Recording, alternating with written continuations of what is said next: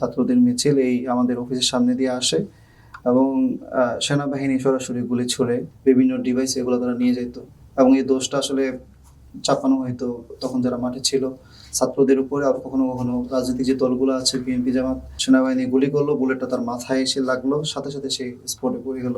তাদেরকে নানাভাবে অফিস থেকে প্রেশার ক্রিয়েট করা তারা যেন মাঠে না থাকে, কিন্তু অফিসের কথা অমান্য করে আমাদের সাংবাদিক যারা সহকর্মী ছিল তারা মাঠে ছিল। ধন্যবাদ।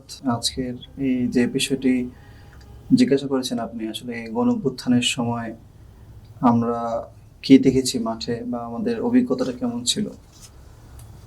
তো গণঅভ্যুত্থানের সময় যে বিষয়গুলা আমরা নিজ চোখে দেখা কয়েকটি বিষয় আমাদের দেখা, সেটা হচ্ছে যখন অভ্যুত্থান এই সংঘর্ষটা বা আমরা যদি পুলিশের বা প্রশাসনের অতিরিক্ত বল প্রয়োগ যেটা ছিল, অতিরিক্ত গুলি যখন ছোড়া হয়, তখন আমাদের যারা সহকর্মী ছিল তারা বিভিন্নভাবে আহত হয়েছিল আমাদের সামনেই। আমি একদম যদি 5ই আগস্টের শেষের কথাটা বলি, তারপরে আমি সামনের দিকে আসি। 5 আগস্ট সকাল 11টা কি 11:30 দিকে হবে বেলা তখন। আমি তখন যুগান্তর পত্রিকায় ছিলাম। তো যখন চারদিক থেকে মানুষজন ঢাকায় প্রবেশের চেষ্টা করছিল, তখন সেনাবাহিনী এবং বিজিবি, পুলিশ এবং অন্যান্য যারা ছিল তারা সকলেই চারদিক দিয়ে গুলি ছুড়ছিল। তো আমরা এই গুলির বিকট শব্দে আমরা অফিস থেকে নেমে রাস্তায় নেমে আসি। তখন আমাদের যে অফিসের রাস্তার পাশে যে গেট ছিল যমুনা বসুন্ধরা ফিউচার পার্কে প্রবেশ করার জায়গা, সেখানে যাই। সেখানে গিয়ে দেখলাম আমাদের টঙ্গী যে কলেজটা আছে তাদের একটা মিছিল, ছাত্রদের মিছিল এই আমাদের অফিসের সামনে দিয়ে আসে এবং সেনাবাহিনী সরাসরি গুলি ছুড়ে এবং সেই ফুটেজটা আমরা পেয়ে যাই তাৎক্ষণিকভাবে। এবং সেই জিনিসটা আমাদের খুব কষ্টদায়ক ছিল আমাদের জন্য মেনে নেওয়া। একদম একদম সুস্থ একটা মানুষ, সে রাস্তায় দাঁড়ানো ছিল, মিছিল করতেছিল একটা ছাত্র, সেনাবাহিনী গুলি করলো, বুলেটটা তার মাথায় এসে লাগলো, সাথে সাথে সে স্পটে পড়ে গেল। তো এই ভিডিওটা এখনো আমাদের কাছে আছে, আমরা বিভিন্নভাবে অনেককে দিয়েছি, কেউ হয়তো প্রকাশ করতে পারে না, বিভিন্ন কারণে হয়তো হইতে পারে।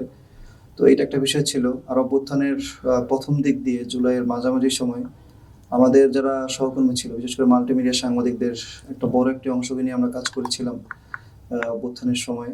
তাদেরকে নানাভাবে অফিস থেকে প্রেশার ক্রিয়েট করা তারা যেন মাঠে না থাকে, কিন্তু অফিসের কথা অমান্য করে আমাদের সাংবাদিক যারা সহকর্মী ছিল তারা মাঠে ছিল এবং একটা সময় বিভিন্ন সংস্থা থেকে তাদের ফোন দেওয়া হয়েছিল, তাদেরকে তুলে নিয়ে যাওয়া হবে, তাদের বিভিন্ন যা যা থ্রেট করা দরকার সেই থ্রেটগুলো তারা দিয়েছিল এবং আমাদের সহকর্মী অনেকে আহত হয়েছিল।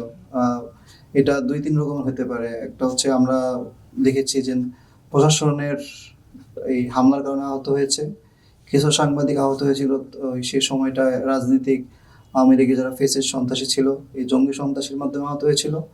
আবার যেটা হয়েছিল আমরা দেখেছি কিছু সুবিধাভোগী যারা একটু ববঘুরে টাইপের রাস্তাঘাটে ঘুরে এই পকেট মার বলি বা যেটাই বলি, তারা হচ্ছে কি হঠাৎ করে একটা জায়গায় হামলা করে সাংবাদিকদের মোবাইল, বিভিন্ন ডিভাইস এগুলো তারা নিয়ে যেত এবং এই দোষটা আসলে চাপানো হয়তো তখন যারা মাঠে ছিল ছাত্রদের উপরে। আর কখনো কখনো রাজনৈতিক যে দলগুলো আছে বিএনপি জামাত, তাদের উপরে এই প্রেশারটা ছিল।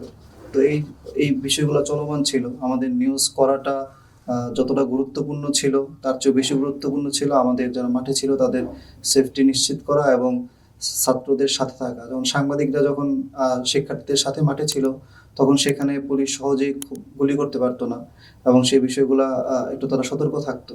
আমরা চেষ্টা করেছি প্রত্যেকটা স্পটে, প্রত্যেকটা মিছিলে যাতে করে আমাদের সাংবাদিকদের উপস্থিতিটা বেশি থাকে, যাতে করে পুলিশের বল প্রয়োগটা ওইখানে কম হয়।